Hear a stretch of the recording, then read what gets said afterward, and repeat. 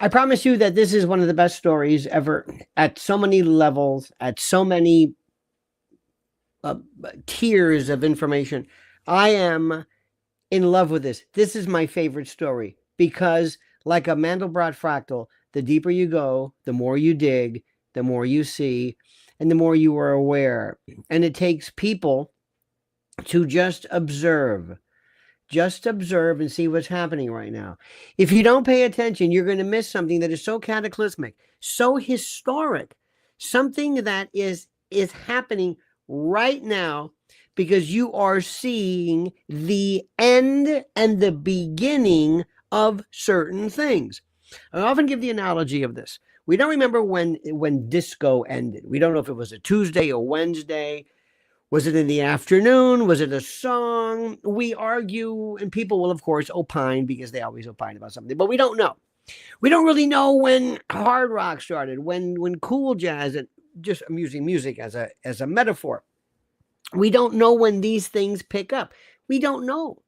We don't know when punk and grunge and because it just happens. It doesn't just say, this is the last time, this is the, hooked on Bach or whatever, this is the last disco song. We don't know that. We just realize, hey, disco's gone, or hey, look at this. This, I think they called it grunge. By the way, grunge was Neil Young. Anyway. And remember something, whenever you do any kind of platform like this, the stuff you throw out will get people talking like you can't believe. Like, for example, what was that Neil Young song, Heart of, and then you just wait, and then 9 million people will jump at the Heart of Gold. So watch my tactics. I know what I'm doing. I will say something sometimes as just to get people going because they love to veer. And you say, I'm desultory. You say, I'm elliptical. You say that I'm discursive. Well, joke's on you, my friend. What we're seeing is one of the most important stories at so many levels. First, new journalism. Journalism, I hate that word. I despise it. Journalism, I don't know what that means. Journalism is also opinionating. It's a lot of words. It's a lot of good stuff. It does not mean the facts versus we have a new group of people. So powerful, so smart. Never went to J schools. Candace Owens is in this one. Ian Carroll, others. And observations I have told you. And I'm not doing the I told you this first. But I told you regarding Bobby Kennedy the night that Mrs. L and I saw him. And Nuzzi may have been there. I don't know. But the night that we saw them at the glass house. And I saw this man sold his soul to Shmuley Boteach. I mean, it was like a ransom video, or it's like Jeremiah Denton torture. We talked about that. We talked about the Israeli lobby. We talked about blackmail. We talked about extortion. And we talked about what's happening now and these new journalists and why I've been telling you, why has Bobby Kennedy, how many times have I told you this? Why isn't he talking about vaccines? Why isn't he talking about the JFK assassination? Why is he talking about red dye and everything? I also told you, when you have somebody who's been a heroin addict, who also is a sex addict, they're very susceptible to blackmail. If you remember this, I'm not doing the old, I'm so smart, I told you this, but I told you this because I knew this was coming. I saw this was happening. He is owned. Does President Trump know this? Yes. Sometimes President Trump picks people that I think he just likes because they're popular. And believe it or not, there's this bromance, bro culture thing where Bobby Kennedy works out, or they kind of like that Tate mentality that a lot of seemingly intelligent men fall for. It's homoerotic. I'm sorry, but it's true. So sit back, get ready, make sure you're subscribed to Lionel Nation. But before we do that, you better listen real good to this. Are you feeling buried under credit card bills? Personal loans piling up? Well, you're not alone, and you don't have to face it alone either. Millions of Americans are struggling with debt, and for many, National Debt Relief has been the trusted solution. With just one call or a few clicks, you can find out if you qualify for a proven program that could reduce what you owe and help you become debt-free faster than you ever thought possible. National Debt Relief works by negotiating directly with your creditors on your behalf. That means lower payments, less stress, and no more collection calls.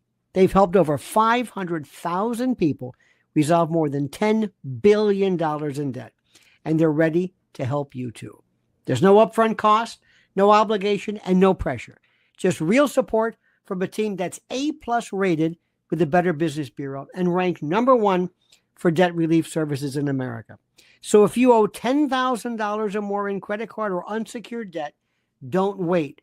Go to nodebtwithlionel.com. That's nodebtwithlionel.com. Take the first step, get your life back, because you deserve peace of mind. MRO Levon says coronal mass ejection. Thank you. And he writes, why did the FBI shut down all those observatories? Don't know. Excellent question. Raul says, you think Candace is working to be a congressperson? No. If she does, she deserves to be immediately held in some kind of minimum or some pretty extensive, I should say, psychiatric observation and treatment if she does. Congress is not the power. If you want power today, that's where you go to make money. But if you want power, you don't go to Congress at all. Now, let me begin by something, again, prefatory. Let me say this again, because what you're saying is something which is important. I always use music analogies. I love metaphors. I love analogies. I love similes. Imagine on whatever that date was in 1964, Ed Sullivan came out and said, ladies and gentlemen, you are about to see a band called the Beatles. You may or may not have heard of it. What you are seeing now is going to forever change not just the world of music, but the world. Tomorrow, all over the world, all over the country, people are going to be buying guitars. People are going to want to be songwriters. Dylan had his moment, but this is something that you have not seen. You cannot understand this. But we didn't know that because he didn't say this. If he could have, if Niels Bohr, when he was explaining, it took Fermi to figure it out, but when he was explaining quantum mechanics and the whole notion of harnessing the power of the atom, if he said, you don't understand what I'm telling you, this is the beginning. When somebody discovered anesthesia, antibiotics, fire, it's just, we are seeing something. Indulge me with this for just a moment. Information is the currency of the 21st century and on. Information, not Bitcoin, not blockchain, not truth, whatever that is. Information, data. That's all. Data.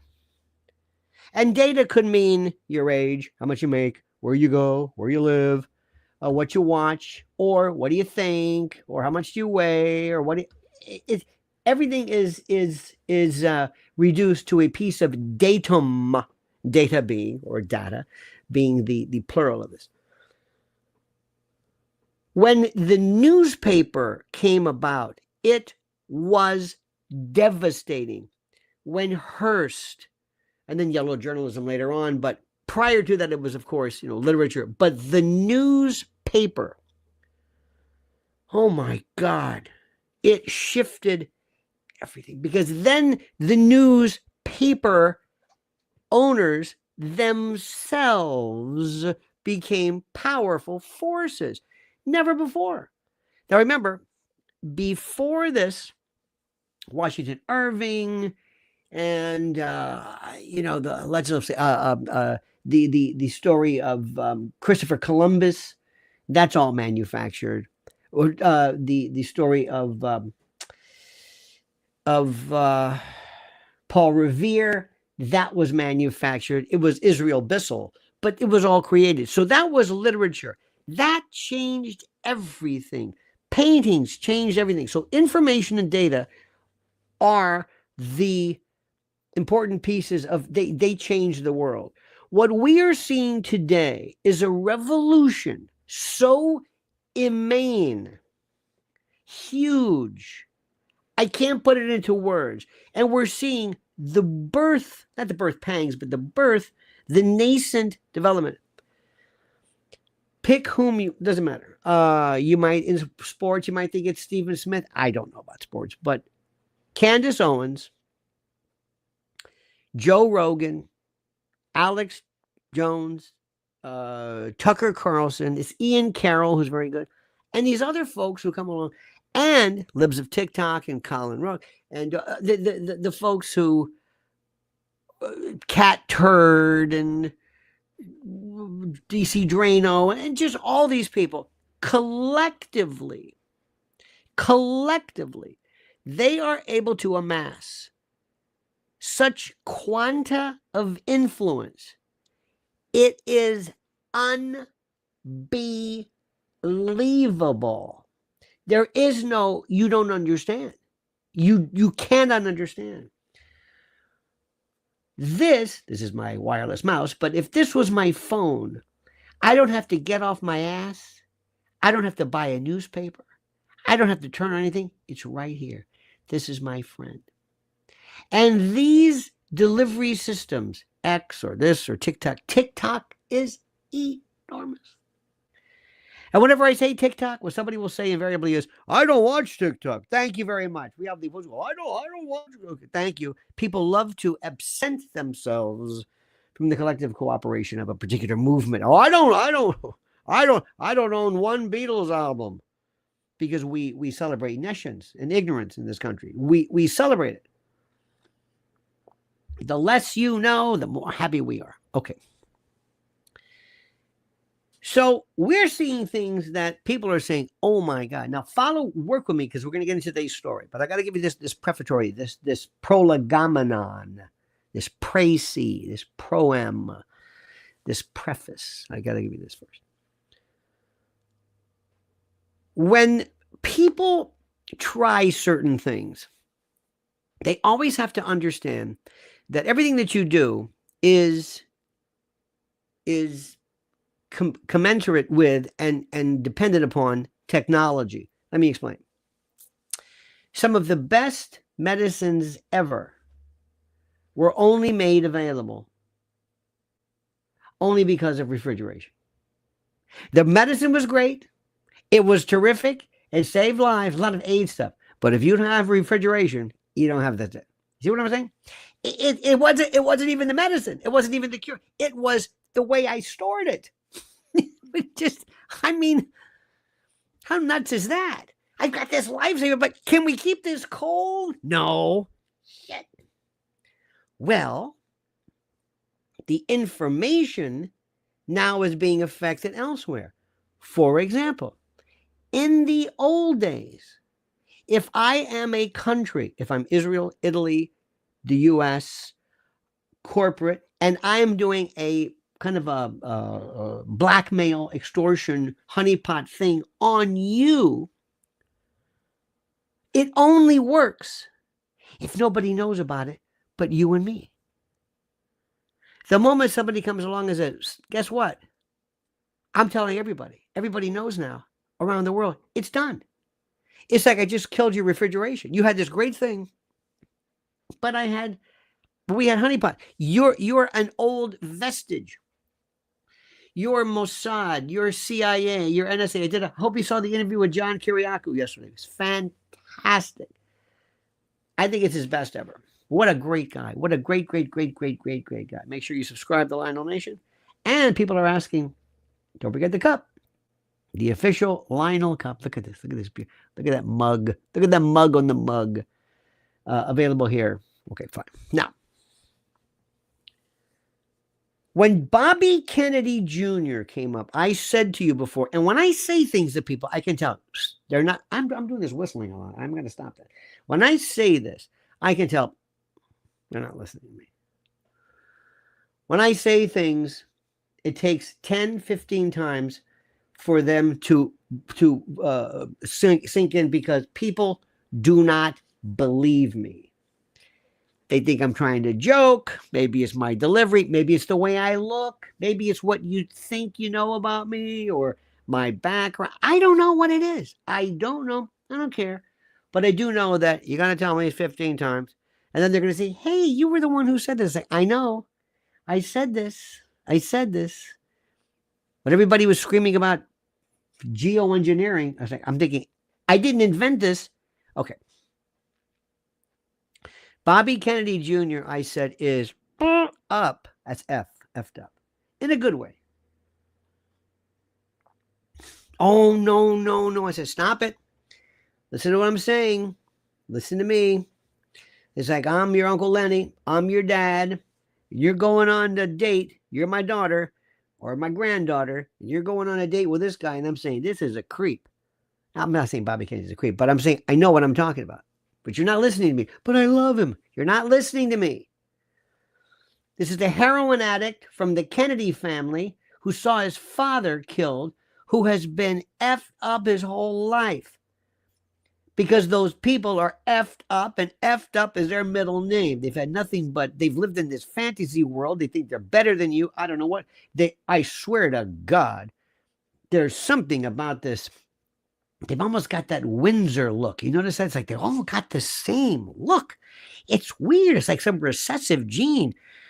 This is a guy who has the weirdest relationship with women. I told you this. He used to keep a book. Or used to keep a track of all the women he bedded. That is, anybody doing a psychological profile knows that's his weakness. Honeypot. I'm making a sign with my hands, which I think is profane, but I'm doing it now, okay? That's what drives him crazy. You've seen men like this. I know this. I know sometimes some are drunk, some are drug addicts, and I know some men who are pee crazy. And I've seen this. It's like, oh my God, what is the matter with you? Don't you? And they never learn. They never learn. I don't know what it is. I don't know if it's because they feel like their own male worth is being lost. I don't know. Is it because I don't know what it is. I don't know what it is. And I don't know what the reason for this is.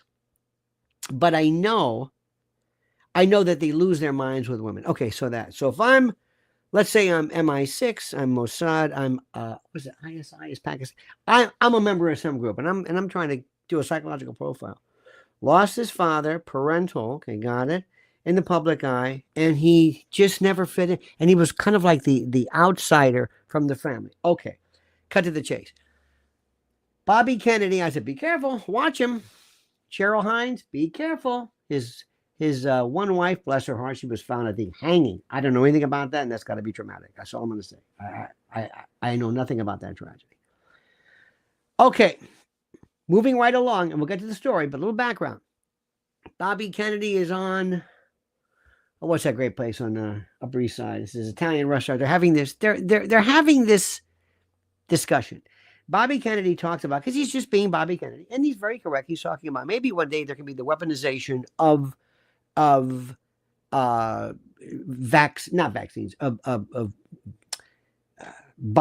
and the like that can target a particular group, ethnicity, whatever, based upon their particular genome or what have you.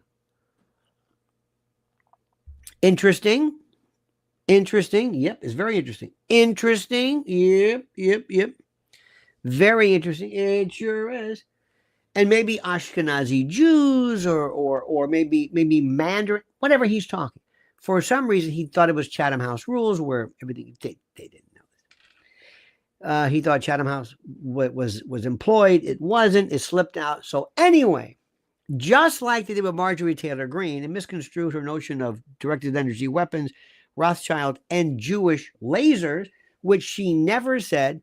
You have a group of people who say, they just like Al Sharpton used to do it years ago for black folks. They read the paper and say, just scroll through the news, and anything that you can see that in any way can be construed as being racist, let us know. Okay, no matter how crazy, run it by us, and we'll see if we can work on it. Okay. Ooh, well, they have people who do this now with anti-Semitic. And anti-Semitic means either anti-Semitic meaning anti-Judaism, people who say Jews are bad and blood libel and all that stuff, which is anti-Semitic, even though the word Semite might not be the best word, but it's a word that we use. Okay. There's that, but also it's also been merged into saying anything that is anti-Israel. It's perfect. It's perfect. Just like in black folks, they say, she's an idiot. That's racist. You're saying she's an idiot because of her speech. She's an idiot. It's because she's black. No, it's not. Jasmine Crockett sounds like an idiot. No, that's African-American vernacular English. What? What are you talking? What the hell are you talking about? What? No, see what they do? They just say this. And it's kind of like a Rorschach test.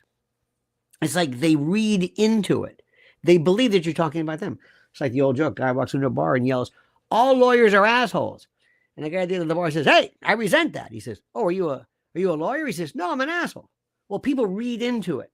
It's like a Rorschach test. They see themselves. What's that word when you means when you see faces in clouds? You always interpret. Okay. So somebody said, "Hey, this is good. I think we got some here." Yeah, anti-Semitic. What? Bobby Kennedy said something about they might be able to target weapons, bioweapons, based upon either Ashkenazi or Sephardic Jews using particular genomes, biostructure.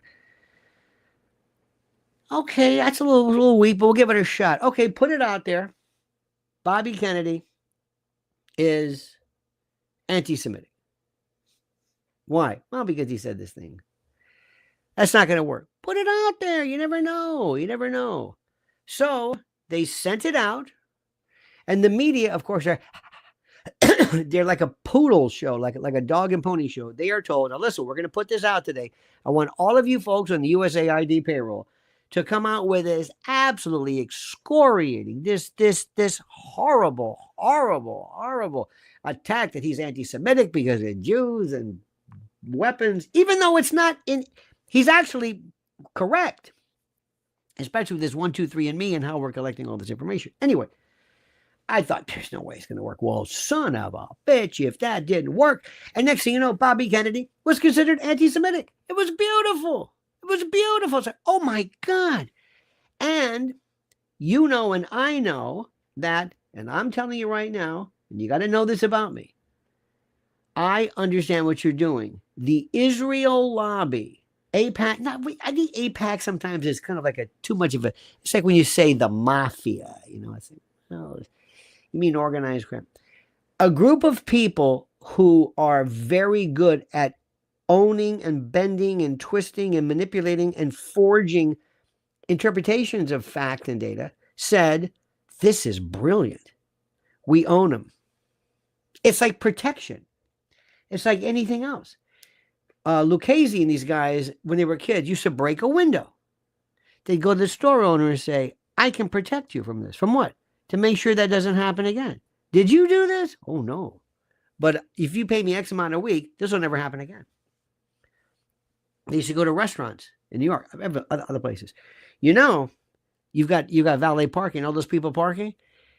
I'm going to protect you from people breaking in and smashing windows, because if they smash the windows, it's going to hurt your business. People aren't going to go and they're not going to park.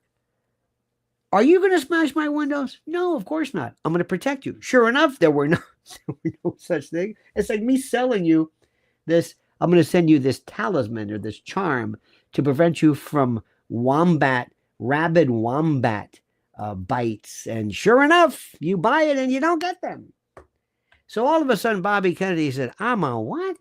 You're an anti-Semite." How the hell did you get that? Doesn't matter. You know how they work. Okay, what do we do? Rabbi Shmuley. Now, I've known Rabbi Shmuley forever. And he has been a character and an operator, one of many.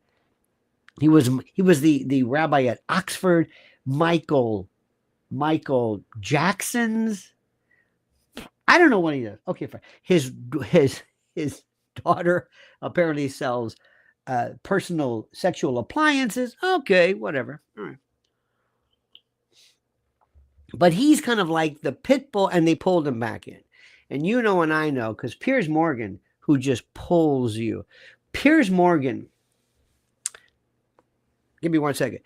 Piers Morgan says, for example, on my show, he'll invite, for example, epileptics, people who suffer, and he'll flash the lights, and he'll cause them all to have seizures, and he'll record it, and he'll say, it's like, you did this. You knew they would do this. Yeah, well. So he puts somebody on, he'll take Candace Owens, it's Shmuley Botea, and he'll push them. It's like taking two drunk people at a bar and pushing them together. They're going to kill each other. That's what he does. Okay, so you brought Shmuley Boteach, and the opposite of that is junk yogurt. Who doesn't know where he wants to be? He always looks like he's sweating. He looks uncomfortable because that USAID money, I'll bet you anything, just my opinion, is going nowhere. So he and Anna Emphysema are figuring new ways to repackage like Bill Maher's doing. You know why Bill Maher didn't change his mind. His accountant said, we got to do something. Okay, I'll change my opinion. I'm the reformed liberal. Well, that'll work. These people are political and they're political and opinion whores. They have no thought. They will say whatever they do to fill in. Okay. Now, next thing you know, Bobby Kennedy says, what do I do? Here comes Rabbi Shmuley. Bobby, I'll take care of it. What do you mean? You stick with me, my friend, and I will take care of it. Your problem will go away tomorrow. I promise you. You'll have no problem. Really? It's like I'll scrub the internet, so to speak. I'll scrub the... If I come on and I give you the okay, if I say you're sitting next to me and I, Rabbi Shmuley, say, he's okay, he's not an anti-Semite, okay? I did it again, I'm sorry. It's over. It's over. Okay. Well, if that's what you think, fine. That's what I think. All right, I'll do it. So Mrs. Ellen and I went to a place called the Glass House on 11th. And we show up there, and I swear to God, don't hold me to this. But she seems to think, we kind of remember there was that Nuzzi. By the way, it's Nuzzi. 2 Z's in Italian is TZ, like pizza. ZZ. ZZ Top would be top. We think she was there. I don't know. But there were some women there looking almost predatory, dear God.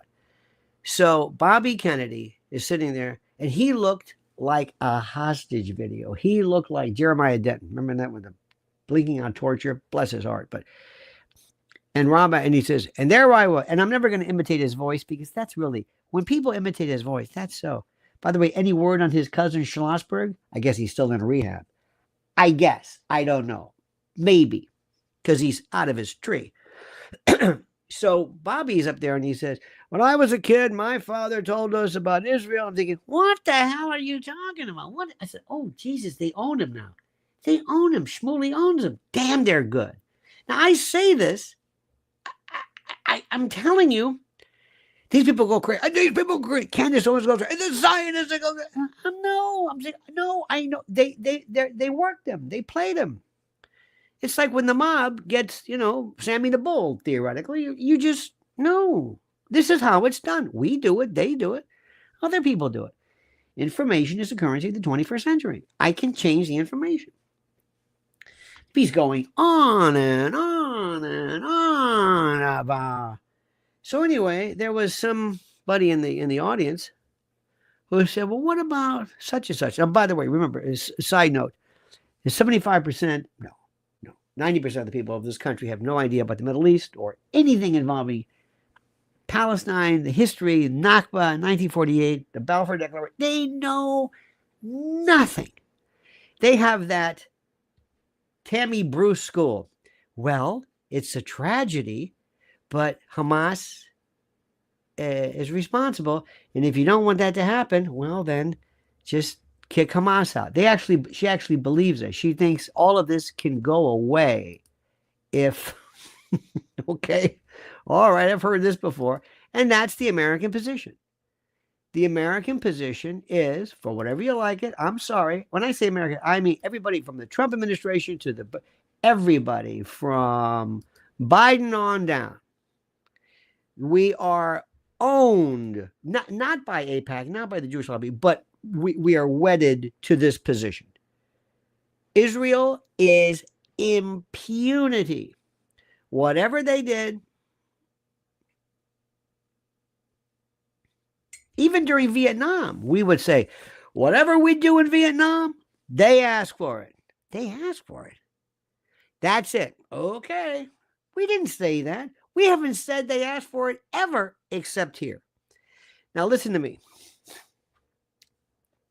I don't know who you are. I don't know where you're from. But if you think what I'm saying is wrong, you got to wake up. You got to wake up. You got to wake up, grow a pair, open your eyes. And I'm not even saying this is wrong. I'm just telling you it's the way it is. I'm a realist. When you talk to that hypothetical little girl, your granddaughter or daughter, you can say, when you go on a date, that guy that you think is so terrific, he wants to get your knickers. Telling me, be careful, I said knickers. Don't misunderstand me. In your pantaloons. This is the way it is. That's terrible. It may be terrible, but that's the way it is. Hey, lock your door. What? People will do this. Hey, if you put more fat in the food, people will eat it. This is a reality. I am giving Candace Owens, these people, they get all bent out of shape. And the Zionist is like, where have you been? Okay. Take it easy. To me, life is professional wrestling. You got that side and that side. Heel, baby face. You got the angle. You got the bumps. You got the work. That's a shoot. This is a Broadway. When you go to the end, I mean, I don't get upset. I look at the world, whether it's child predation, serial killing, or marketing, as I'm an observer. I put up a number of great videos. I hope you saw them on the Milgram experiment and others. Psychopathy. My whole thing is human behavior. I don't get upset. This is what's going on right now. So if I were to advise Israel, I would say, you got to back off a little bit because you're missing this. Why? Because they're on to you. What? They're on to you. You've been doing this honeypot stuff. This is great in the 50s, but it doesn't work anymore. You really? Yes. You need to up this. You need to up this. You can't strong arm people. You can't go in Congress and say, if you don't show this absolute fealty towards whatever we do in Palestine, I'm going to primary your ass. The gig's up. They know what you're doing. It's like going to the days. They know when you go to a restaurant and order, Tommy Lucchese, 3 Fingers Brown, remember that? And you tell them you're going to protect them. They know you're the one doing it. It doesn't matter. It's like during Vietnam when they said the Vietnam message doesn't. Please understand this about me. I don't put any moral connection to this. This is behavior. This is reality. You worry about the morals. You tell me who's right or who's wrong. COVID was about control. COVID was about biomedical tyranny. It wasn't about, and the evil. Just stop doing the evil. It's one thing Alex Jones, my biggest beef with him is he always said, and the evil and the Satan. No, it's not that. It's simpler. It's simple. Okay. Candace Owens coming along, and they picked on her. She is a black belt in Candace. I am not going to pick through, well, I don't like your opinion on the tape. Stop it. She's great. Ian Carroll's great. Tucker's great. And what did these bastards do? What did they do? Let me tell you how stupid Fox News is. You know what Fox News did? Fox News fired Tucker and created a monster. You keep him there and you own him. If I were whoever it was who hated him, I'm saying, you keep him there on a long-term contract, you just shut him down. Own him. You don't piss him off and let him go out and martyr him. What's the matter with you people? Let me say it again. Whoever it was who didn't like Tucker, whether it was the Dominion people or Israel, and sometimes we're doing the Israel thing over. Now all of a sudden, Israel killed John Kennedy. And Candace alluded to that. I say, Candace, watch my conversation with Kiriakou from the CIA about who killed Kennedy. They love this simple thing. It's like trying to find out why cancer is up. Why is autism up? Is it just because of vaccines? No. People are having children later. Well, so there's multi-factor things here, okay? So what they should have done is they should have kept, you make sure you keep Tucker right there and dilute him. Have him do stories on UFOs. Don't let him go out, because now he's going to be more powerful as the rebel, as the guy who slipped out. And that's what you did. You created him because you're a schmuck, because you're living in the 50s. You don't know how this thing works. The thing you do with Candace Owens, if you want to not destroy her, but neutralize her, you don't push her. You don't push her. Listen to Kiriakou and I. We were talking about how you pull people, how you recruit them. You don't threaten them, you compliment them. You work with them. She loves us. You have created her. You have, by virtue of what you said. The worst thing in the world is to have her enemy come out and say, you're absolutely correct. What?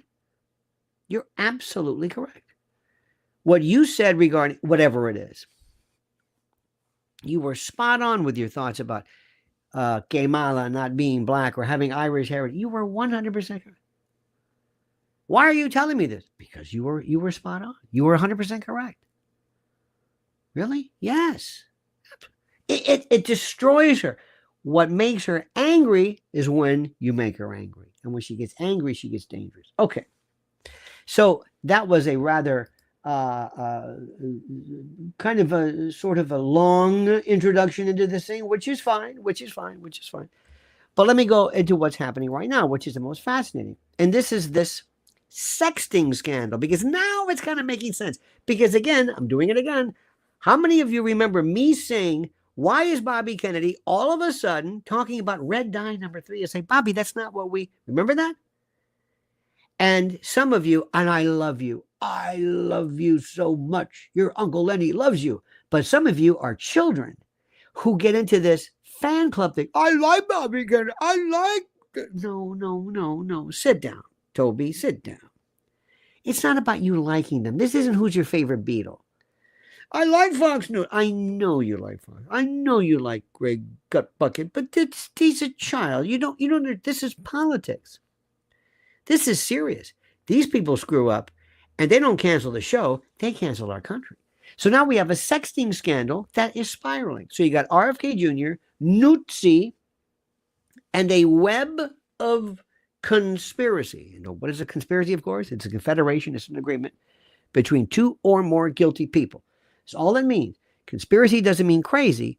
It means the arrangement that something is planned, okay? So on March 29th, today, there was a political scandal that's brewing, and it's so beautiful, that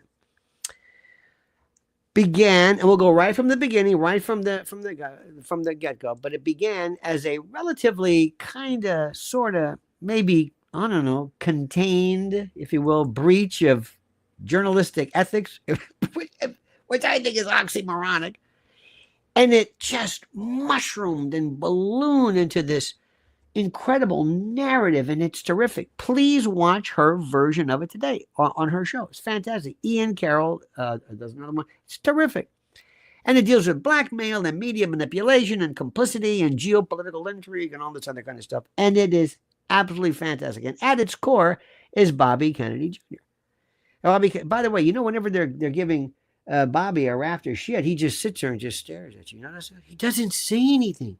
He acts like he's being like, I know. Who was the fellow who was on with them? Schwartz or something? I forget his name. Bobby, I know. Bobby Kennedy actually said that anti-Semitism is the version of the plague. Oh my God. Do they have pictures of you with a duck? You are clearly compromised, my friend. Bobby Kennedy Jr., once an independent presidential candidate, now he's this lapdog. And now he's the secretary of HHS. What's he talking about? Some stupid dye in cornflakes. It's like, what the hell happened? President Trump, do you know this? I know you know this. But you may not know what to do. You need me. Now, what started with a bunch of revelations of a personal relationship. Remember that one? What was that about? Who remembers that, kids? Raise your hand. Remember Olivia Nuzzi, N-U-Z-Z-I. Remember this? Who was Nuzzi? Remember this? Who was it? Remember her? All of a sudden, she was this. She came along. She had this personal relationship in 2024. And by early 2025, it's being reframed by Candace Owens. God bless him, and Ian Carroll. Candace Owens, by the way, is so terrific. She's got a very nice set. She's got great producers. She's got this. Ian Carroll's got this phone, and he's going like that. I like when they remember that guy who ate the ramen and he would point to this. It was fantastic. Ian Carroll's like he has this. There's no style. It flickers. You know when you have like a green screen. I mean, he's great. Wears a hoodie, maybe not. The hell with this set. That's the beautiful part about it. Candace Owens got the set, got the this, got the little tchotchkes behind him, you know, with a little violet, you know, light, the backlighting, and oh look, there's a globe, and oh look, here's a not Ian Carroll. He's there with this, and it's shaky, and you can't read it. I mean, he's fantastic because it's the content. Content is king. Content is king. So anyway. So Candace and Ian are saying now they're talking about something that maybe there's a conspiracy theory, or a theory involves the Substack platform House in Habit. Have you heard of House in Habit? Have you heard this? House in Habit. Okay. Also throw into disgraced politician. By the way, whenever you mention Anthony Weiner, you have to mention disgraced. You always have to throw in disgraced. You can't say Anthony Weiner or Tony, disgraced. And yes, party for two, disgraced Anthony Weiner. Your table's ready. And party at, I can see it, Starbucks. Okay, thank you. And what's your name? Disgraced Anthony. That's his new name. You can't say Anthony Weiner without saying he was disgraced. And by the way, let the record reflect, he never violated anybody. He never was in the same room with any of these people. That's all I'm going to tell you. I'm not standing up for him, but context, people. Context. Okay, so you've got Weiner, you got this, you've got all these symbolic parallels and whispers, and throw it in with Candace, she loves this, the Zionist and Israeli influence. Now, I'm not trying to minimize that, but this is red. You notice how some people go like that? This is Kleenex. I know I'm doing this. What does that mean? It's a red flag. Candace, what is it? Zionism. What? I'm not minimizing her, but this is a focus because they targeted her. And she says, you know what? You want to take me on with that? I'm taking you on. Okay. Stupid people. They just made this woman their enemy. Why? Mollify her, liquidate her, dilute her, de-venomize her. Do you see what I'm saying? Cut Up Chatter says, just because you are in the vicinity of treasure does not mean you'll ever be enriched. Obvious suspicion, a now ordinary stroll down the hole. I don't know if this is ChatGPT or maybe something off of a placemat, but your stuff is terrific. Thank you. It's always it's never like, good point. You know, it's always the methodology of enriching madness oftentimes involves the exclusionary decapitation of hubris. Ooh. Couldn't have said it better myself. Thank you. Because it's the thought that counts. So let's enjoy this exploration as we kind of untangle, maybe, and not a thorough adumbration and review of this, but something ultimately which I think could be very helpful in you kind of grasping, you know, what's the big deal? What the hell's going on here? And I will mention this to you. And I've got to catch my breath because this is some really wild stuff, but I want to bring something to your attention very, very carefully. I want you to listen to this important word. If you're watching this, consider yourself warned. Food prices are about to explode, and the time to prepare is now. Listen, go to preparewithlionel.com. Preparewithlionel.com and secure your 4-week emergency food supply now while supplies last. With new tariffs, listen to me, with new tariffs slamming the global market and inflation spiraling, Your grocery bill is about to skyrocket. When the crisis hits, shelves will be empty, and those who didn't prepare will be left desperate. History proves it. Every major economic collapse, every supply chain disruption, the first thing to go is food. You do not want to be waiting in government lines, hoping there's enough left for you and your family. This 4-week emergency food kit delivers over 2,000 calories per day, ensuring you have the nutrients you need and your family needs to weather the storm. It's fortified for survival, packed in rugged, long-term storage containers, and can last up to 25 years.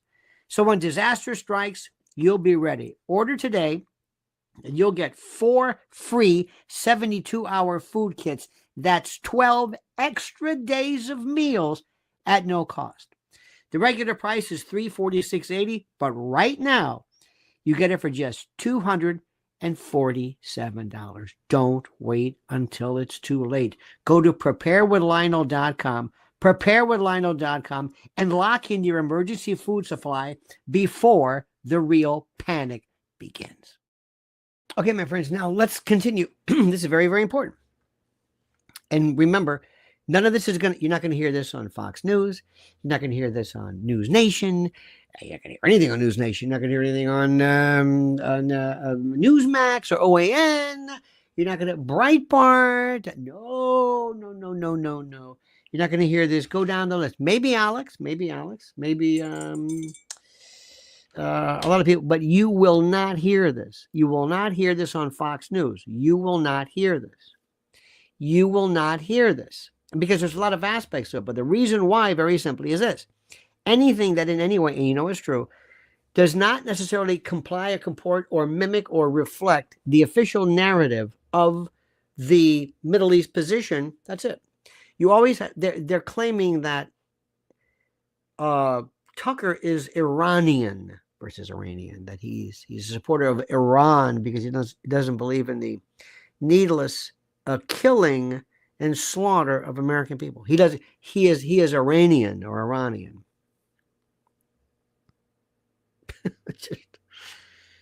Anything you say where you say, I don't believe we should be wasting money killing people in Ukraine when that money could be better spent here. Oh, you're a Putin apologist. You know, that kind of stuff. And we know this. So whether it's Putin, whether it's Israel, whether it's Iran, and the whole reason we're even talking about Yemen is because of this. Now, listen, I'm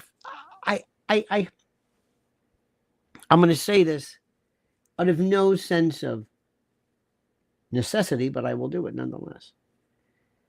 I do not know of any group of people, any religion, any faith, any country that I immediately dislike. There are factions in most of them here in this country that I despise. When it comes to the state of Israel, these are wonderful people. I've been twice. If you are a Christian, and you in particular, or Jewish, but Christian, if you don't go there, this is the real. It blows your mind. Church of the Holy Sepulchre in Jerusalem, Via Dolorosa, where Christ walked, Gethsemane. Oh my God, this is where it happened. Bethlehem, Nazareth. Oh my God, it's here. It's there. There's nothing to do. I live in New York City. And when I tell you this, 90, I know more Jewish people of Jewish culture and Jewish faith than probably anybody in most cities. I've been imbued in I don't care one way or another. It means nothing to me. They, to me, Israel, is a state, is a country. It's a political position. Same thing with Yemen, same thing with what we're doing with Germany, and they have, the AFD, and that's it. It is that simple. India, Pakistan, go down the list. Now, you have to remind people of this because people sometimes get caught up in this. Christian Genesis, how did the people of Ybor City pronounce Ybor City? Thank you so much. I just pronounced it for you. Now, we got to remind people of that because that's kind of where we are, my friends. That's kind of sort of where we are. So going back to this Candace thing, it's so interesting. This thing that we're going to be talking about, really, and it is fascinating. It explores or we're trying to, I hope you do, to untangle the threads of what's happening. Now remember, let me say this again. You're not going to hear this on Fox News. You're not going to hear President Trump talk about it. You're not going to hear Jennifer Levitt. Nobody is going to talk about this. You understand this, right? Nobody is going to talk about this. Nobody. Cut Up Chatter says, if we cared about our best future, we'd want President Trump to develop peaceful, financial, strong relationships with every leader of every country. Absolutely. If that's not a truth, I don't know what is. 100%. Thank you. So let's start with this. Let's talk about the genesis of this. Where did this start? The RFK Jr. and Olivia Nuzzi. First of all, everybody like Bobby Kennedy should say, Bobby, you know nobody wants you, right? You know that, right, Bobby? Yeah. If you have some woman who all of a sudden say, think plant, Bobby. Okay, I love you, man. I love you, but you're a 70-year-old guy with a weird voice, and I know you're doing all the steroids. You got to be careful of that because you're a little vain and you're into this, hey, look at me. Okay, but you're a little boy deep down inside. You're a little boy. A little boy whose life was shattered. Your mother, I think, Ethel was like the most, like, I don't know, like the coldest. You got like 11, 13, 15, whatever your brothers are. You're a mess. And you, like Bill Clinton, understand this. You got to understand. See, you got to, we don't come with instruction manuals. You got to know your own stuff, my friends. You got to know your stuff. So, Bobby, be careful. If somebody's coming after you, think plant. Think somebody's going to sell it. Think sexting. You can't do this. You're married. You got Cheryl. That's it. By the way, you're 70 years old. Grow up. Grow up. Grow up. Grow up. You don't seek validation through a woman. Okay? You don't. I'm sorry. And believe me, they don't want you. They want Bobby Kennedy. Because I swear to you, Bobby, believe it or not, if they didn't know who you were and you walked around like everybody else, you would be another 70-year-old guy who talks funny. And I'm sorry, I'm sorry, but it's the truth. But when you're Bobby Kennedy and you think, oh, no, I'm special. I got the children. And by the way, the Children Defense Fund or whatever was so terrific. And now he's talking about red dye number 3. So anyway, in 2024, he and Olivia Nuzzi, they have this fallout. The story begins in September. When Olivia Nuzzi, she's a political reporter, a star reporter for New York Magazine. Magazine. What's a magazine? Well, son, in my day. So she was placed on leave following revelations of a, quote, personal relationship. What is she? Honeypot. She's trying to set him up because she knows right off the bat, oh, this guy is. With the personal relationship, she stepped down with the subject that she covered during the 2024 presidential campaign. I wonder who that is. Could it be Bobby Kennedy? That subject was soon identified as Bobby Kennedy Jr. Hello, everybody. He transitioned from the Democratic primary contender to an independent candidate. He didn't know what the hell he was saying. He was saying this. He liked Trump, didn't like Trump. He was, whatever. Because Bobby Kennedy's still trying to seek validation. Validation as a Kennedy, as an outsider, as a man, as a whatever it is. And I don't think he's taking middle age too well. You know, my friend, you probably don't know. Some of you guys out there, some guys do not like the fact that you get older, you lose your hair, you got this, you got hair in your ears, and your balls, dangle like something from a livestock, from a stockyard. And he's like, that's the way it is. But you're smarter. I don't care about that. The chickies don't go after me. Well, you're married. What's the matter with you? You got a beautiful wife. And no. I need that constant. It's like, okay, I've seen this my whole life. I do not. Wow. It's like an addiction. It's this validation. And women, too, don't think you don't have that either. Many of you, too. Look at Lauren Sanchez. By the way, did you see my piece on Lauren Sanchez? Dear God. Yes. Brunhilde. In any event. So he dropped out in August of 2024 to endorse Trump. Okay, so Olivia Nuzzi, she admitted the relationship and she described it as non-physical but emotionally charged. What the f does that mean? Non-physical. What were you, sexting? We're on the phone. And then I'm going to be wearing a Valkyrie helmet. Just a minute. Yeah, delivery? Yeah, just a minute. Peaches here. I'll be with you in a moment. So the initial reports, as I recall correctly, they suggested something about flirtatious texts and maybe possible sexting. Oh, God. Now, do me a favor. If ever you sext, do me a favor, okay? Go and sext. We did this years ago. I hope nobody finds it. We looked under genital, like micropenility and things that are, and, I forgot I said that. You either get the joke or you don't.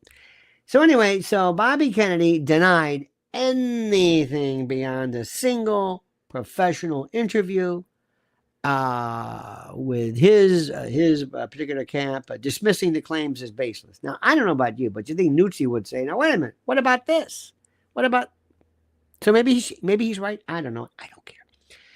The fallout, as you can imagine, was swift and sudden, and New York Magazine's internal review, their magazine is for shit, but all of a sudden, their internal review regarding this, they found that Nuzzi's actions violated its conflict of interest policies. You got policies? And by October 2024, she was gone. Sorry. She parted ways with the publication. Adios, I'm out of here, I'm through. Okay, so much for her. Not so fast. Well, the scandal initially seemed like, a warning, a cautionary tale of journalistic ethics gone wrong, and, compounded, of course, by Bobby's reputation as a controversial figure and as a, skirt chaser. You know what I mean, huh? That's that Kennedy thing. Oh, I can't keep my hands off of me. And I want to know these little collars he wears. Who makes them? They're like button down, but they're small. In any event, so he is still thought to be known as his anti-vaccine. It wasn't anti-vaccine. It was anti-untested vaccine. But anyway, he's called an anti-vaxxer. His environmental activism is terrific. I love his falconry. See, that's the best part about it. That's what a dream of mine. I'd love to be a falconer because I could hunt without hunting, because I don't want to hunt. I don't want to shoot anything. But these have to hunt. So I'm doing what nature does anyway. So because I don't want to kill anything. I try not to. In any event, so he's kind of going back, trying to regroup into the activists, and his wife, actress Cheryl Hines. Oh, poor. I remember this one. But you remember after they basically they ghosted her in Hollywood. They said, forget it. You're not gonna. But Bobby Kennedy, no way. So she stood by him publicly. I don't know what kind of line of shit he fed her, but she's got to be out of her mind to marry a Kennedy. But look, stranger things have happened. What do I know? Love is blind and demented. So reports later surfaced of a private strain, as you can imagine. And for a time, the story kind of faded away, went away from the headlines as RFK, Bobby Jr., joined the transition team. And following January 2025, when the inauguration took place, he assumed a cabinet position, caught a lot of grief from the usual suspects, and he focused on making America healthy again. MAHA. Okay, the MAHA. Now enter Candace Owens, who is just wonderful. Absolutely. Sparky, by the way, says, loved your recent interview with John Kiriakou. I used to listen to him and Lee Stranahan on Radio Sputnik. Coincidentally, both their fathers were pro golfers on the PGA. I did not know that. Stranahan. Yes, they're very, very good. I love John. Oh, John's a great guy. And Sputnik is terrific. And I hope they had some wonderful, but that you must be, Sparky, a Putin apologist. In any event. So enter Candace Owens. And Candace Owens, I think, is exquisite. I'm just going to say, I don't agree with everything. I hate when people say, I don't agree with it. Do you agree with your wife or spouse with everything? Most of it. Why do we say, I don't agree with everything? Stop saying that. Anyway, so she revives and continues the anger, the whatever. And in March, now, she enters the fray, so to speak. Wait a minute. B-Man says, RFK offered to do the same for Kamala first. See, Bobby's not really, I don't think Bobby has any kind of, I don't think he has any kind of moral centerpiece. I'm just saying. Okay. So, and thank you, by the way. Candace, the conservative firebrand, the commenter. She's wonderful. I love the way she says ST sound. Street. Straight from the street. And the structure of the street is straight from the stall. The stall. We cleaned the stall out next to the street. And she, like other people, young people, that they can't say T. Button. Manhattan. You know, it's interesting. But she is brilliant. Absolutely, positively, without a doubt. Exquisite. Terrific. And she's extremely powerful. And of course, they made her powerful by virtue of the fact that they tried to shut her down. They're so stupid. How do you dilute when they quote a clean shot? How do you do it? You give her, you de-authenticate her danger, if that makes any sense. So anyway, she's a provocateur. So yesterday, 28th, I think, there was this, she did a video, either she does Rumble or whatever. I don't watch. I'm exclusively YouTube, and that's what I am. But they're all great, and that's wonderful. So Owens, who is of course known for her scintillating and her critiques of establishment figures, she claims that the Nuzzi RFK Jr. episode was not a closed chapter. Oh, no, but the tip of a blackmail iceberg. She alleges that Nuzzi, far from retreating after the 2020 disgrace, was orchestrating hit pieces against Candace Owens and Tucker. Oh, there's a balloons again. And Tucker Carlson and Ian Carroll through a Substack platform called House in Habit. Did you know about this? I did not know this. Run by Jessica Reed Kraus. Sounds like a law firm. So, and I believe me, I'm not providing an adequate adumbration or review of this. Please refer to her own particular disquisition in her own words better than I could. So Candace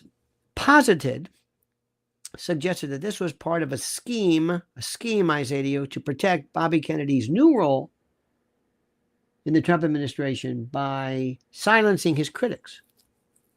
Okay, interesting. Critics, she implied, were threats to a hidden agenda. Kind of interesting.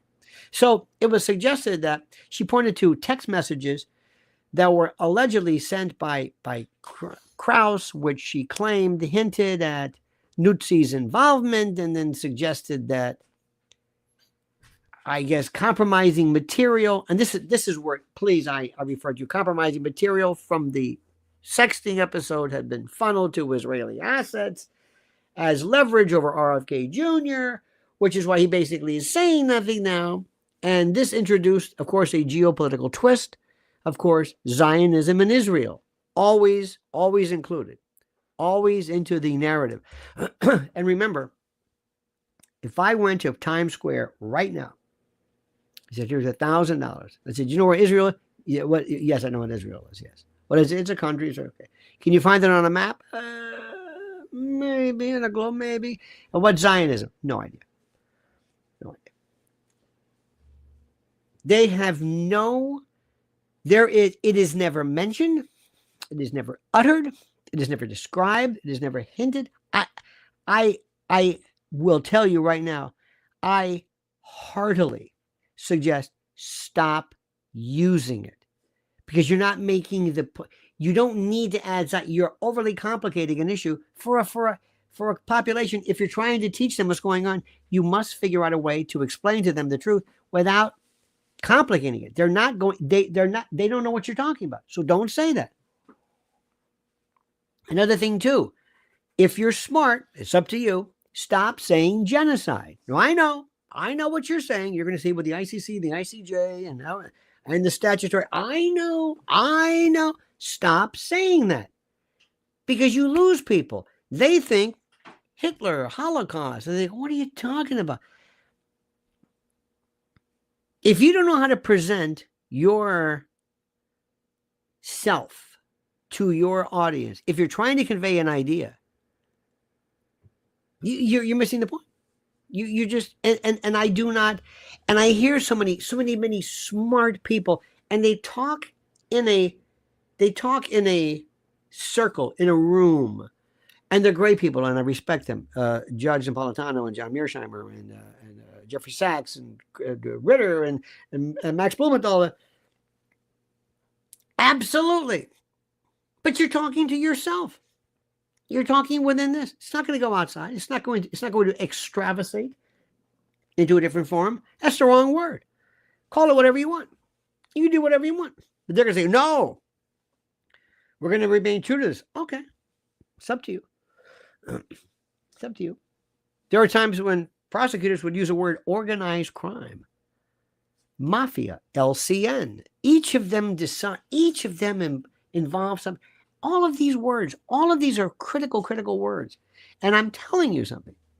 And I'm not even arguing against it, because I can make the case one way or the other. By virtue of statutory definition, by virtue of what's being said, absolutely.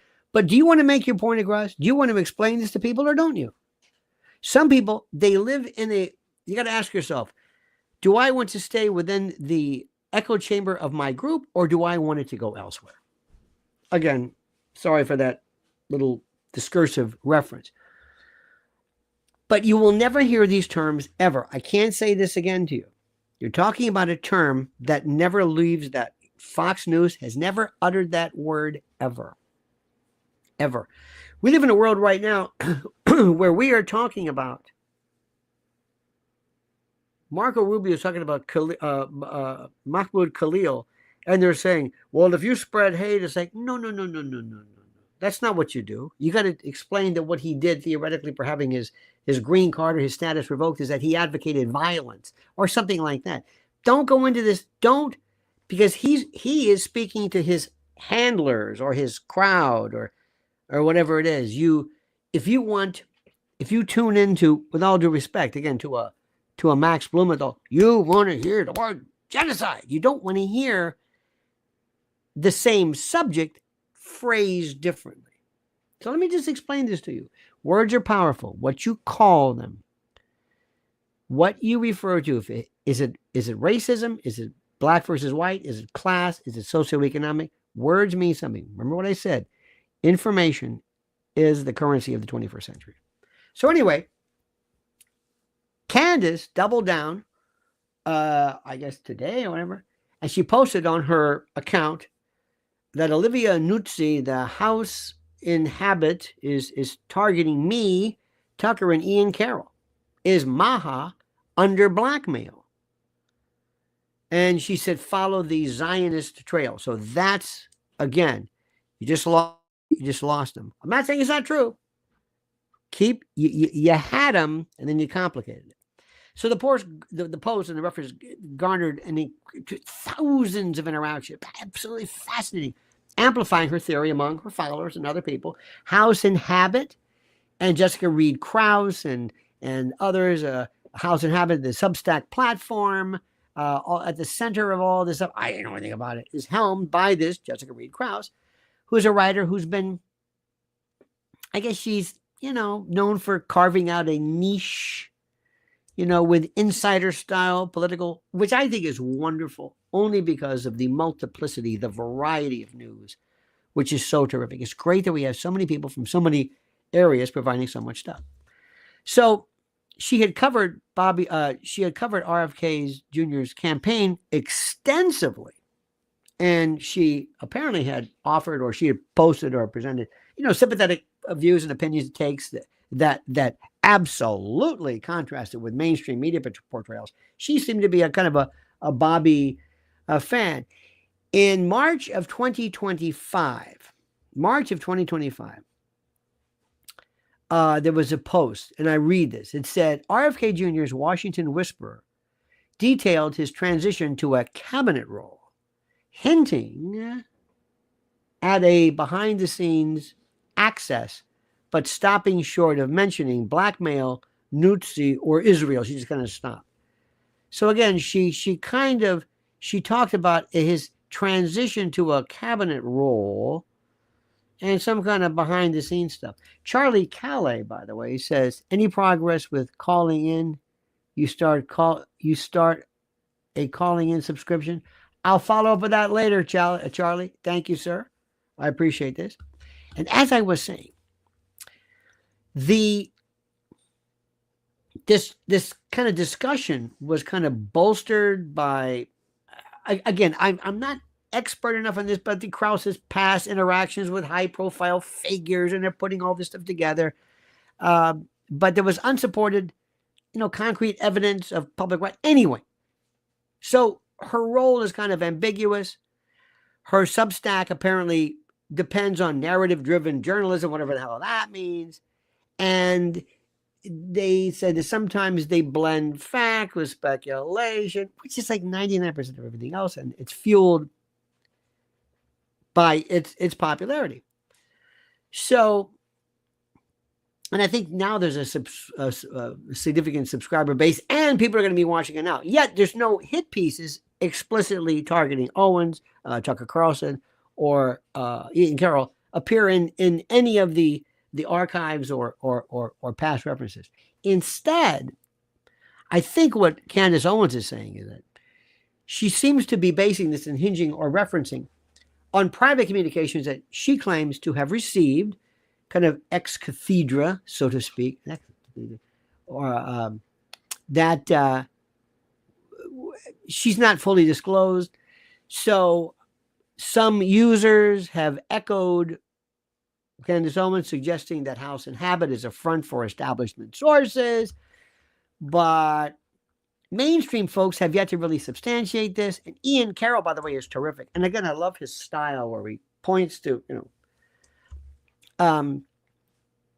he's fascinating. Again, I give me everybody out there and I'll decide whether they're good or not. He's a lesser known content, creator, so to speak, but he adds other layers as well. He does incredibly wonderful long form videos, and he's discussed both RFK Jr.'s sexting scandal and, here we go, disgraced Anthony Weiner's parallel history of personal destruction and downfall. Wait a minute. So in his video, he drew comparisons between the two. And he's arguing that public figures and their private failings and shortcomings and all this stuff can be weaponized, no kidding, by political adversaries, which of course is this theme that kind of dovetails and works with Candace Owens' blackmail narrative. And Ian has also nodded and given his approval to, of course, the, dare I say, the Zionist angle, speculating about Israel influence in American politics, though it's interesting, he stops short of directly tying it to RFK or Nuzzi. His role kind of is more of like an amplifier, than an originator. And he kind of like reinforces this, dare I say, this lack of a better word, this conspiracy chatter, as they say. Sparky says, does Pam Bondi's blatant disregard of law and justice put her in danger of impeachment? Is she an example of a good girl being led astray by men around her? You know what, Sparky? Let me stop right now and say, first and foremost, there will be no impeachments because you don't have the votes. I do not believe that she had any idea of what she was getting into at all. At all. I don't think she could have ever even imagined Pam Bondi, who's a good person and a great friend, and I have nothing but respect for her. But sometimes there are people who are not corrupt enough or evil enough to work well in this Shark Tank, so to speak. Look what happens. I mentioned Alina Habba. Alina Habba went from being the president's, personal lawyer, and I'm at the White House, and I got my White House office, and come see me in Washington, and I'm with the White House, and I'm over here, I got the president. And she says, no, Alina, we want you to be the U.S. attorney in New Jersey. What? Yeah, in Newark. Newark! No, I want to be, no, we want you there. And that sounds like Susie Wiles, because Alina Habba was like into the whole thing. I'm the glitz, the glam. Look at me. Look at my clothes. Look at it. Okay. Yeah. Whereas Elise Stefanik said, you know what? I'll stay where I am, because they would bury her and destroy her as UN ambassador. Because she realizes if she steps down, then Kathy Hochul, the governor of New York, would appoint her successor. So, to answer your question, perhaps in a long-winded way, I don't think anybody's going to be impeached at all, okay? But going back to what I'm saying, so it gets complicated, right? You've got this, you've got Bobby Kennedy, you got this Nuzzi, and now you've got this always the Israel Zionist angle. I'm not saying it's not true, but I'm telling you, you're losing people with that because they don't understand what you're saying. They really, you've got to, anytime you have to stop and explain the background, you're not doing this, okay? So Anthony Weiner, this is very interesting. What a sad, Anthony Weiner, is how he's alive. Makes me think there are no, and I want him to always remain as such. I'm not advocating this, but you got to ask yourself, what was so special about Epstein? Anthony Weiner supposedly is in possession of the Weiner laptop. Remember that story? I don't want to go into that, but you know that's. Weiner gave up everything, I think twice. Basically, he never met anyone. He was in a room with these people. He used a phone. He was put in prison or thrown out of he was arrested for doing something that, had he done it right next to a woman, had he been in a corner and, dare I say, exposed himself, he would have not been even arrested. But because he used a phone, is a different story. Go figure that one out. So Weiner, as you know, who was married to Huma Abedin, who now is the fiance of Alex Soros, right? Think where she gets around? You see where this is going? Anyway, he, of course, is a former New York congressman, smart as a whip, who just imploded. Famous, of course, for his sexting scandals, the disgraced Anthony Weiner. He enters this particular saga, but maybe not as a direct player, but as a symbol. You see, Weiner's career imploded. It was just 2011. It was just 2011 after the messages surfaced. This was a pattern that was repeated in 2013 during his New York City mayoral bid. Sparky says, if RFK and others leaning into carrying the water for Israel in ludicrous ways, like the plague of anti-Semitism thing, to make it obvious that Israel holds them hostage. If RFK Jr. and others leaning into carrying the water for Israel in ludicrous ways, like the plague of anti-Semitism thing, to make it obvious that Israel holds them hostage. Well, put it this way. You have to ask yourself, when all of a sudden you are taking these positions that are so over the top and you're saying, Bobby, why are you breathlessly going this crazy with Rabbi Shmuley? All you have to do is say, no, that's not true, and move on. The degree of ferocity of your defense makes me think that there's something else there. I think what you're saying, Sparky. Again, I'm just applying what I've learned in life, just knowing human behavior. So remember, in 2011, he had one problem. Then 2013, he did the same thing again during his mayoral bid. He was going to win. And in 2016, amid his remember Huma's ties to Hillary Clinton? That's another story. Isn't this interesting? So by now, Weiner is plotting a comeback.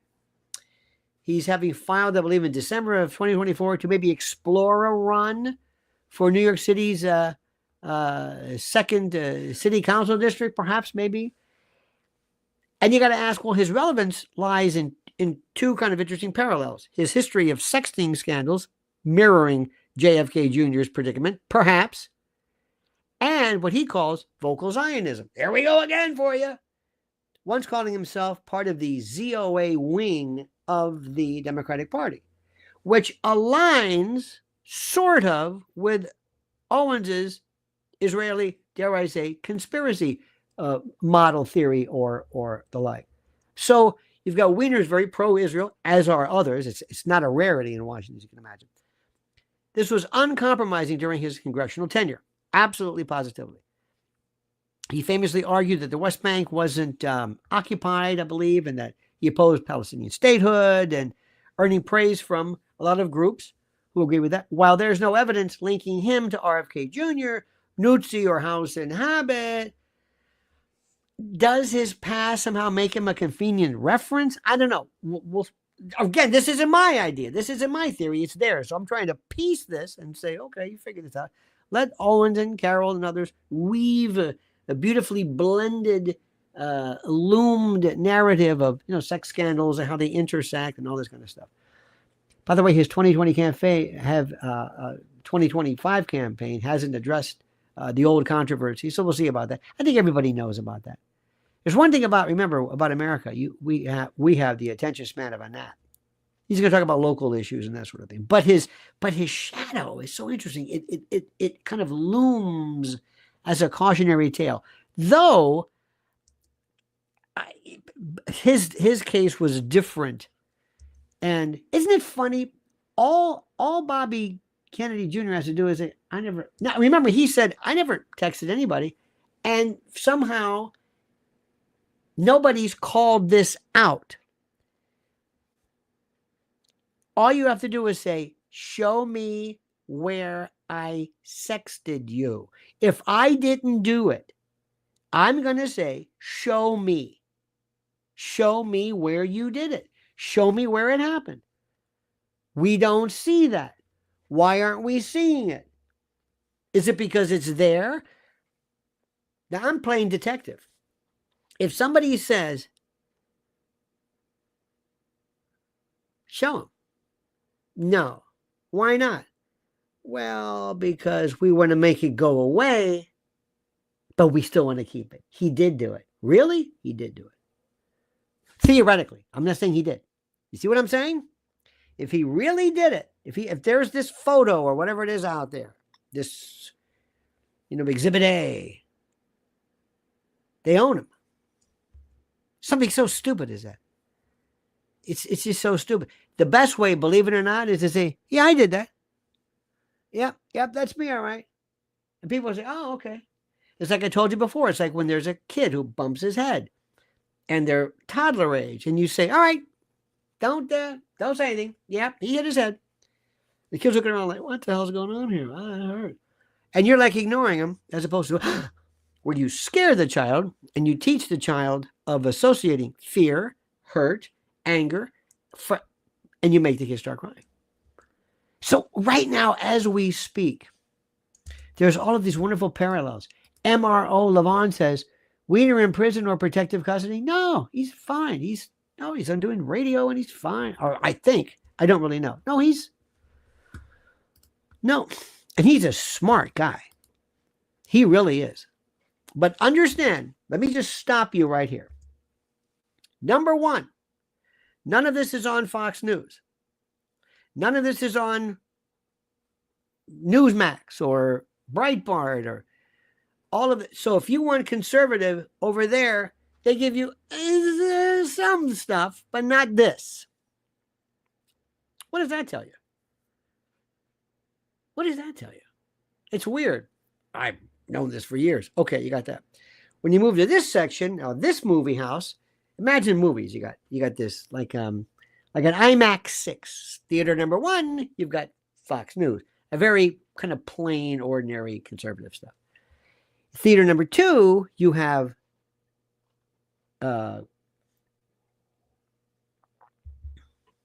Tucker, Carroll,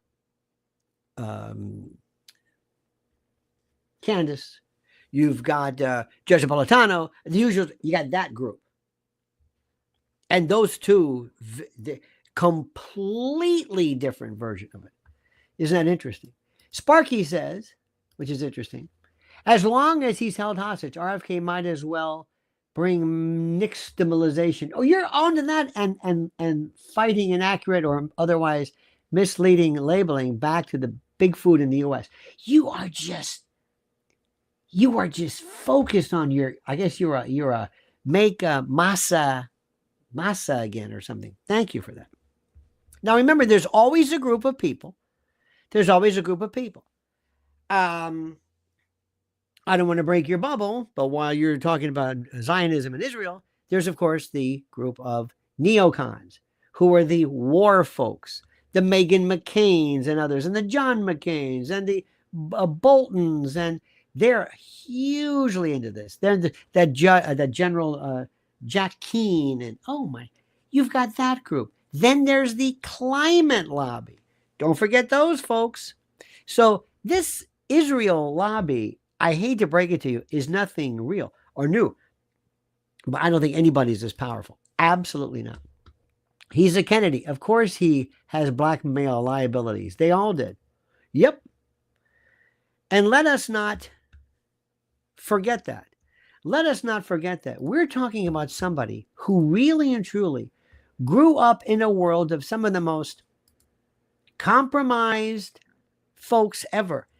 Keep in mind that Joe Kennedy, the old man, the grandfather, used to bring, allegedly, Gloria Swanson to their morning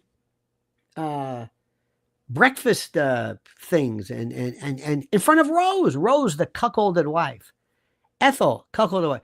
Bobby was, with all due respect, one of the worst. Jackie Kennedy was, don't get me started. Jackie, Lee, these people, and John Kennedy Jr. Remember his friend, was it Lev Billings or whatever? His gay friend. He was most probably, dare I say, active in that particular form of amour. And the rumors have it that Joe Kennedy, the father, says, I don't care as long as you don't get somebody pregnant. I'm not kidding you. These people don't have morals. They don't. There's no boundaries. It's incredible. I don't know how these people, seriously, I don't know how these people, I don't know what the word is. I don't know how these people survive this. But anyway, but just see, there's a lot to, dare I say, unpack. Now, Candace Owens, again, God bless her. I just love spunk. I love her fire. I love her ferocity, her velocity, her contumacity, her not opacity, it's the opposite of that, her clarity, her pellucidity, her limpidity. She is suggesting that Nuzzi post-scandal might be a pawn of, that's right, those interests seeking to control Bobby Kennedy's actions in Trump's administration. Okay? Trump, since taking office in January, has doubled down on what many people believe to be pro-Israel agenda, moving the U.S. Embassy to Jerusalem in 2018 was just the start, they say. Now his team, as we speak, is pushing for tighter alliances among Middle East tensions.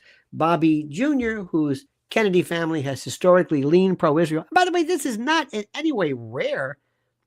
Think JFK's support for the state in the 1960s, which, by the way, and now what Candace is suggesting is, with the new revelations regarding Ben-Gurion and any kind of complicity or connection to the JFK assassination, now she is saying that they're either covering that up or something. Again, not proof, accusations, because there's no proof of anything when it comes to JFK.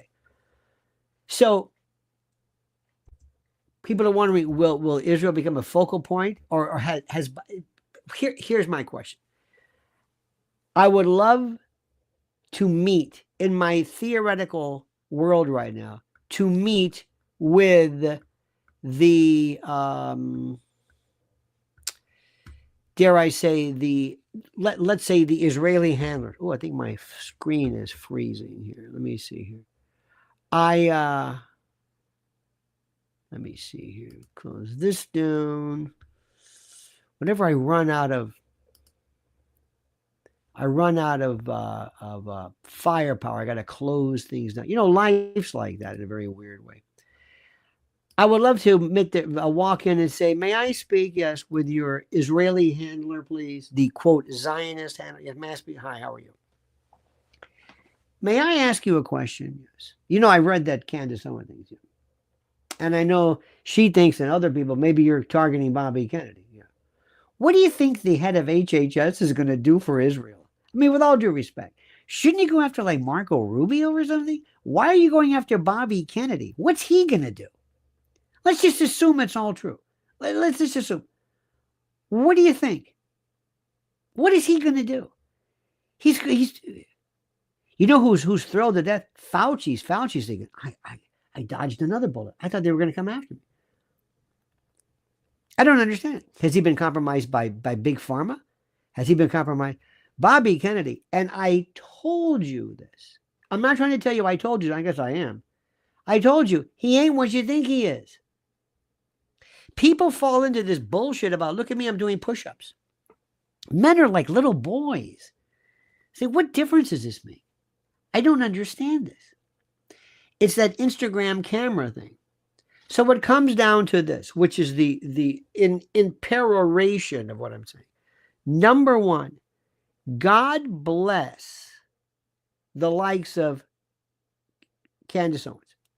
And the reason why is she is a new force in journalism, reportage, whatever you want to call it. I don't care what you want to discuss. You do it. We live in a world, one day, Mrs. L, by the way, what time is yours tonight? 5 o'clock. She's going to do a live at 5. Live at 5. She just came back from D.C. Oh, wait to hear what she did last night. You're not going to believe. I don't know what these thumbs are, but anyway. There is such a force, and she is going to be a force to open this wall for you to understand what is happening regarding child predation and the like, and abuse. You have no idea. It is being, this is my humble opinion, it's not hers. It is being held up by, dare I say, a lot of the Alina Habas of the world, or the ones who just want to pretend that they're something. You have no idea. But of this group, there are some of the most powerful voices and the great work of the DEA. The DEA is like you've never, when you were a kid of the 60s and 70s, you heard DEA, you thought, this is like Don Johnson, Miami Vice. What are you doing? What are you wasting your time? Oh, no. Mrs. L is going to tell you about an event last night that is so incredible. We got to put some pictures up. We're going to put some graphics on yours tonight. It is unbelievable. So here's what Uncle Lenny believes. Number one, I don't want the truth, because I'm going to say something and you're going to say it's not the truth. I want information and data. I want everything. I want more of Candace Owens, Ian Carroll, and others, and the big daddy of them all, Alex Jones, who was responsible for this. I want the Tuckers, and I want even the Rogans, and even Theo Vaughn, and we're learning. And this is the most important thing. Tomorrow night, I'm going to be on WABC as a guest of my good friend Anthony Cumia on his Sunday night show. So tune into that one. Wait a minute. Here's Sparky. Sparky's on fire. Pete Hegseth is contemplating reverting to calling it the Department of War. I always thought this was a good idea, as euphemisms can be misleading. Otherwise, Pete's Lindsey Graham's joy boy. Well, I am not thrilled with Pete Hegseth, but if the president's happy, what am I going to do? My opinion, sometimes he wouldn't be my pick, but that's a different story. But I want to go back to what I'm saying, and thank you for this. I want information. I want 100% unfettered information. I want everybody to come forward and just speak. Tell me what I need to know. Tell me the truth. Tell me everything. Don't worry about it. I'll figure it out. We're also seeing the end. I'm telling you right now. Fox News is I was going to say last night, till tomorrow night on ABC, we're going to be doing something, which is great. But Fox News is the biggest limited hangout I've ever seen. Controlled opposition, like, or controlled consonants. I don't know what the word is. They're like censors. They imagine me doing a show on human reproduction, but you leave out all of the actual aspects of reproduction. They are incredible. They are, and I'm saying this again, my friends, they are without anything I've ever seen. We need Candace Owens. We need people to say, this is what is happening. We need people to come out and say, well, we don't want to do this because, well, we've got that we don't want to ruin this, these sponsors. And I did something, I want you to see this Lauren Sanchez thing. This is the most obscene exposition of conspicuous wealth. What do you think Elon Musk does? Do you ever see where Elon Musk lives? Nope. Do you ever see what he drives? Well, he drives a Tesla. Nope. Doesn't have to tell you that. But this monster that was created is controlling the media. The media are dead. And what we're doing right now, the fact that you have been here with me an hour and 40 minutes, roughly, tells me everything. You want the truth? Well, you want information and data. So let us see what happens with that. So tonight, Mrs. L on Lynn's Warriors, live at 5. So let me just say to you, Sparky, I thank you, my friend. Ryan, thank you. MRO, Charlie Calais, B-Man, thank you. Cut Up Chatter, thank you. Cut Up Chatter, you'd be perfect on writing. Remember Kung Fu? Remember David Carradine, where he would say, just because you are in the vicinity of treasure does not mean you'll be enriched. Obvious suspicion is now ordinary stroll down the hole. That would be fantastic. It's like, wow. I want to see this on like a calligraphy. Thank you for that. And MRO Levon, you're a maniac. And Raul Rodriguez, the best, my friend, the best. And Sparky says, unfortunately, Fox News is a primary source for President Trump. We'll get around that. But remember one thing, follow this, and you must investigate this on your own. Don't necessarily leave it to Candace to explain everything. In any event. All right, dear friends, thank you.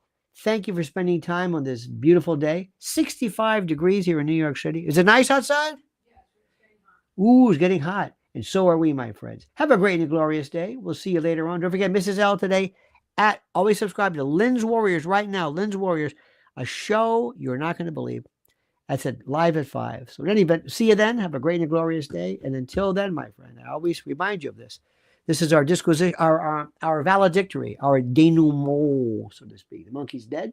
The show's over. Sue you. Dad.